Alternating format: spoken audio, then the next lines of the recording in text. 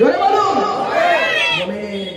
আল্লাহ কি বলছে এবার মুমিনদের দেখি, ইয়া আইয়ুহাল্লাযীনা আমানু লা তুলহিকুম আমওয়ালুকুম ওয়ালা আওলাদুকুম আন যিকরিল্লাহ ওয়া মান ইয়াফআল যালিকা ফাউলাইকা হুমুল খাসিরুন।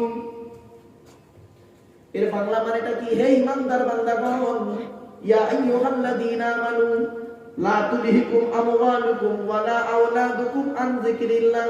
এ জলামাদুর মণ্ডল পাড়ার লোকেরা, হে ঈমানদার বান্দাগণেরা, লা তুলহিকুম আমওয়ালুকুম ওয়ালা আওলাদুকুম আন যিকরিল্লাহ।